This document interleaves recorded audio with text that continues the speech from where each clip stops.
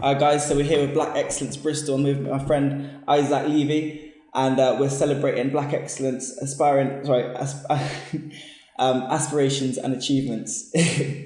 So I'm here with Izaak. He's a Christian, Jamaican born here, but Jamaican background. Yeah, that's right. And obviously you went to St Mary Redcliffe School as well, didn't you? Yes, That's how I sort of knew you through, because I went to the sixth form there. That's right. Yeah, so how are you doing today? Man, I'm good. I'm blessed. I can't complain, man. I'm doing well. Yeah, I'm good, thank you. I'm excited to have you here as well, because me and Izaak, we've interacted in a few different times on a number of different, like, really interesting topics, like about the riot that happened in Bristol and stuff like that, and just generally about, like, things relating to the Black community. I know you wrote a really good essay about the history of vaccines from the West, and how that influences African people. So yeah, the first things I want to talk to you about is, like, do you feel as a Black person your Blackness has allowed you to excel? Okay. Considering my Blackness and its relationship to society, I think that my Blackness, if anything, has been a hindrance in my progression throughout society. But Blackness isn't just viewed through the societal lens. I think that also when you internalize your Blackness, that is a mechanism that can propel you forward. So when I think internally, I think that my Blackness is in anything, and me in recognizing myself as a Black man, as a Black person, and moreover as an African man, has allowed me to progress much further than I would have without recognizing that fact. But then when we consider society and the white power structure, I can point to many things in which me being Black and me being an African man has held me back. So, yeah. I completely agree with that, and I see what you're saying there, because I feel like, for the most part, the Black, well, you might disagree with this, but I feel like the members of our community who are usually the most held back and the most oppressed are the ones who have been unable to, like you said, internalize the Blackness and sort of be able to sort of,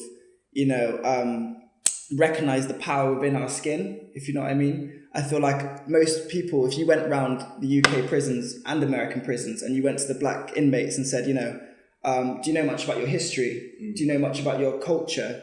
I don't think they would be able to really discuss with us in that same way that like you or myself would be able to, if you know what I'm saying. Because, like, on my journey, the more I learned about Black history, true Black history, outside of slavery and colonialism, it's really given me, like, a pride and, like, a fire to, like, keep going, basically, and set up a situation like this, a project like this, where we can converse. Is that something that's been the same for you? Like 100%. I think that, and I would, going back to your point about the prisons, I would say that many inmates in entering the prison system, I would say most of them, especially the Black ones, don't know much about their history, as you said. But one thing about our people that I've recognized is that we are an autodidactic people, which means that we teach ourselves very well. And in doing that, a lot of the people that have been through the tutelage of the prison system for years on end could probably outsmart us regarding our own history. Because, as you can imagine, all they have time to do is read and speak amongst each other and sharpen their own knowledge. And a similar thing happened to me. So when I was really internalizing my Blackness, and I have this book here by Elijah Muhammad, who essentially was the founder of the Nation of Islam. That was one of the first points I went to in terms of my reading, in terms of my research, and that was I would say that played the biggest role for me in terms of it as inspiring me to dive into my Black excellence and propel myself forward, because I saw people within this organization. I saw Malcolm X, I saw Louis Farrakhan, I saw many other people, Elijah Muhammad, and many other people within this organization, and I said, wow, that's a Black man and he's smart and they don't take no rubbish. Like I really saw myself in them, and investigating my Blackness through the lens of initially the Nation of Islam I feel that really helped me to propel forward. So And how did you like find yourself in that position? Like you sort of, I feel like we've all, because it's really hard to be born with that desire to want to learn about these people and like read these specific books. So what do you think was sort of like the catalyst for you to start like learning about these pivotal figures in our culture? So I think it all started with my parents. The seed was planted as a young boy to always be in a quest to gain knowledge. I was forced to read as much as I didn't like. It was kind of a thing of like, cool, you can go on your Game Boy or PSP for like an hour, but you're going to be reading straight after, or you can't go on it until you read. The seed was planted that I had to read. And then throughout school, I went to a private primary school, and I have a lot of critiques of private schools. But one good thing about the private school was that even throughout primary school, I was forced to read. So that quest for knowledge was always there. And then as time developed and I kind of gained an understanding for the reality of what it is to live life as a black man, that quest for knowledge then kind of got directed in the direction of a quest to understand blackness. And obviously throughout school or throughout life as a black person, you hear the name Malcolm X, you hear the name Martin Luther King, but you don't really know too much about it, especially within the school system. You don't really get taught too much about these heroes, which is what I would refer to them as, and their true contributions towards society and towards the world. So what I did within my own time is that it's kind of started pretty much just before lockdown. But obviously, with lockdown happening, I had nothing but time. So I directed my reading and my quest for knowledge into these particular figures that I had heard about beforehand. And I kind of went into a rabbit hole and kept getting deeper and deeper and deeper. And here I am today. Yeah. And so like, you know, I myself am someone, I like to do research like this, similar to you as well. But I think, you know, my setback is not reading enough and not reading enough books, particularly by African men or African people, in general. And like ones like this that are going to further my understanding and further my knowledge and kind of also further my understanding of how to break down these systems of oppression. So how important would you say is the reading aspect of this learning, this journey, you know? Okay, so one thing I didn't mention before is that from my youth, obviously being forced to read and having that desire to read, to where I am now, in between there was a gap in which I didn't read anywhere near as much. It was probably a time where like throughout like a 5-year period, maybe I completed one book cover to cover. And I would say that for me personally, how I got back into reading originally was I started with documentaries on YouTube or just listening to interviews, etc., etc., etc.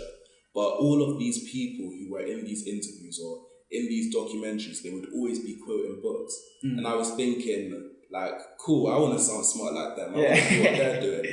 But in order to do what they're doing, I had to do the work behind the scenes that they also did. And a lot of that was reading and acquiring knowledge. So I couldn't get to this, I realized I couldn't get to the stage where I could speak so eloquently as they do, where I could impact so many people's lives without, in my own closet, in my own bedroom, picking up the same books that they read and acquiring that knowledge for myself. So I think that a book is the foundation for everything else that you see outwardly. I think that whether it's football training or whether it's boxing or whatever, you know, the match day is just what people see. But in the private of your own, you know, life and your own development, you need to do things like read. You need to do things like speak to elders and, you know, all that sort of things. These are the foundations and these are the seeds that are gonna propel up as you enter the public stage. That's a really well put statement, actually. Next thing I want to talk to you about is actually like my introduction to you as a person who's goes, like you said, goes on does the training, because it's called this like training, yeah. Right. When I realised that you were not just a black man, but a proud black man, a proud African man as well. and someone who has an understanding of these parameters that we're talking about, is actually at the second All Black Lives protest in Eastfield Park. Yeah. And you did an amazing speech, which is a bit about Christianity as well, wasn't it? And sort of the lies that we've been fed from the West, basically. And so I'd just like you to talk a little bit about that, please, for the people that didn't see that, because that was honestly that was an amazing speech that blew me away. Cool. As you said, like at the start, I seemed quite confident, but in all honesty, I was so nervous in standing up to speak at that protest. At Eastfield Park, I spoke about some of the lies that have been fed to people within religion, especially Black Christians, Black Jews, etc., that have been fed to us through the white power structure. Now, I don't know if you've ever heard of the Hermitic Curse. I've not actually. So the Hermitic Curse is essentially the idea that Black people, have you heard of the Babylonian Talmud? No. Okay, so essentially it's like a commentary on the Torah, but it's not written by Abraham, Moses, any of the prophets. It's written by a man like you or I. It's a very old book, but that told the story of the Hermitic Curse, which is that when there's a story in the Bible and in the Torah that speaks of when Noah was drunk one night. He had 3 sons. He had Ham, he had Shem, and he had Japheth. And one of those sons went in on Noah on his nakedness and saw his nakedness. Essentially, I guess that was very taboo in the day, or, it wasn't acceptable. So God said to Ham that you and your descendants are going to be in a servitude posture to your brothers for generations and generations to come. Now, what has been interpreted by that scripture was that essentially Ham and his bloodline represented African people, and then the other 2 brothers represented Asian, European people. And the idea, therefore, was that Black people or African people were to be in a servitude posture to to Europeans, Asians, and all the other people throughout the world. And that was kind of used to justify slavery and all of the other injustices that we as a people have faced throughout this measure of time that we spend in the Western Hemisphere. So that was just one thing that I mentioned in that specific talk, but there's a load of other things we can talk about: the whitewashing of Jesus, the whitewashing of all the prophets. We can talk about the translations of the Holy Scriptures and things that have been lost within translations of those scriptures. So there's a lot of things, and I think that religion, as much as it has been the cornerstone in my life, it has also been a tool, especially used against our people, to keep us in a position of subordinance to others. And when you're in the church, do you are there images of white Jesus and white prophets within the church? When I think of my church in particular, I don't think I go to an apostolic Pentecostal church, so I don't think that we don't have a traditional, stained glass window type of chapel or anything. That's very Gothic and Western. Right. So there's not those images in my church, but I like to visit a load of churches, and I can say that in many, many, many churches you see these whitewashed images of all sorts of prophets and Christ and white angels and a white God and all of that sort of stuff. Yeah, because my grandparents, they're born in Jamaica, and they've always been practicing Christians and stuff. And whenever I'd go there, I'd always I'd see a lot of images. I saw like an illustrative Bible, where it had white Jesus on there and stuff like that. Even as a little kid, probably primary school, and I remember just looking at it and thinking that it couldn't add up to me. Right. Not even just the fact that where Jerusalem is and Bethlehem is and stuff, and where Jesus' birthplace, but also just the fact that my 2 dark-skinned Black grandparents would be praying to someone that represents an English person. You know what I mean? So that was something I could never really get my head around, and I think that's something that people try and weaponize against Christianity. So I think your speech at the protest was a really good way of breaking down that stigma, and you sort of like modernized it quite well, I think. And you, I think you really like sort of made it, I'm going to describe it like more appealing and more like updated, you know what I mean? Because I feel like we see a lot of images like in Africa, for example, of them still praying to like white Jesus and stuff like that, and like, you know, that can't sit right with you either, like, imagine, you know what I mean? But not just, you know, just because it's like untrue, but it's also like, you know, you got a combination of worshipping this specific race combined with being oppressed by the same race that you're basically worshipping.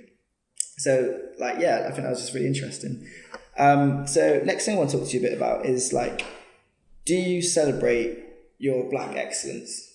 Yeah, I would say I definitely celebrate my Black excellence, because I think that in me celebrating my Black excellence, I can inspire others to celebrate their Black excellence. And one thing that I don't believe that we as a people are raised to celebrate is our Blackness and our excellence in our Blackness. So it's something that I intentionally do now. It's become second nature to me now, but for a long time I had to kind of force myself to recognize my Blackness within everything that I do. Because again, if we look at the society and the social structure that we live in, our Blackness isn't seen as a positive thing. So wherever I can, I kind of fight against that stigmatization, and kind of whatever I do to represent my Blackness. Anything good that I am is because of, first and foremost, my God, but secondly, my Blackness and who I am throughout my ancestral bloodline. And so your family's Jamaican? Is it what, your like grandparents? Yeah, my grandparents were born there, so I'm third generation? Yeah. So same as me. Have you been back at all? Yeah, so I went back 8 years ago. Is it? Yeah. So is that the first time? First and only? Yeah, that's the first and only time. But if I can at all help it, I mean, if COVID wasn't here, then I would have been back this year. But I'm really hoping to go next year. So we'll see. And how like important do you think that was for you? As like almost like a pilgrimage, if you will, you know? Yeah. So when I went, I was I believe 13 years old. So I didn't have whether we call it wokeness or whatever that I do now, in relation to Jamaica and in relation to my homeland, but still at the age of 13, without that acknowledgement that, okay, like this is like where me and my ancestors come from, it still felt like home. And it's still something that I've been missing every single year for the past 8 years since I haven't been there. So I think that it was very, very important for me, and my dad made a conscious effort that I had to see where I came from, essentially. So I think that I would encourage everyone that is Jamaican, that hasn't been to Jamaica, that is definitely somewhere that you need to go, 110%. Oh, okay, that's really nice. And so, like, you know, with your like school experience and stuff, how do you think that schools in this country can better celebrate Black excellence?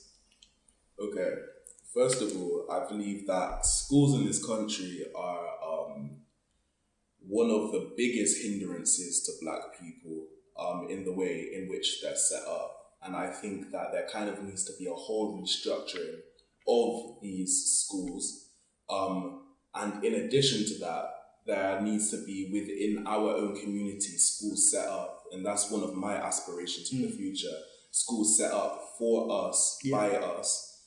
Because in all honesty, I don't have faith that the schools that presently exist will restructure themselves in a way that will benefit our people, our sons, our daughters, our brothers, our sisters. So I think that one of the things that must be done if they are to change in a way that will be beneficial to us is that they need to teach us who they are in relation to us, be true in teaching their history in relation to Black people throughout the world.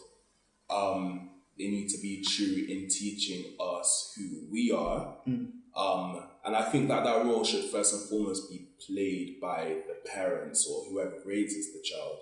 But as an extension of that, I believe that the schools should not start with slavery, because we don't start with slavery. Yeah. We have a long history before slavery. And in teaching that, that can better equip us and inspire us to aim and aspire for better for ourselves. And also, I believe that they need to better understand us. And this is for Black men and Black women, but I'm a Black man, so I'm going to speak especially for Black men. Oftentimes, we're very misunderstood within the school system, and that can result in suspensions, expulsions, detentions, isolations, in cases in which it really isn't necessary. And I'm a personal witness to the retribution of the school system, or the discipline of the school system. And I think with a better understanding of us, our culture, and who we are as a people, a lot of these things, for example, our playfulness that's often mistaken for aggression, a lot of these things would not be an issue, and that could better help us reach excellence within our Blackness. I like that very much, especially because, as Caribbean men, we are the most excluded from school. So that's something I think that's really important to touch on. Just to wrap up, really, I'd just like to ask you about what's one of your biggest achievements for you personally, and what's one of your goals for the future? Okay, cool. So one of my biggest achievements, I was thinking about that question, and that's a really tough one for me. I'm gonna go with, you know what, I really might go with when I spoke at that protest, because for me it was a situation in which obviously I'm very used to speaking, but within a familiar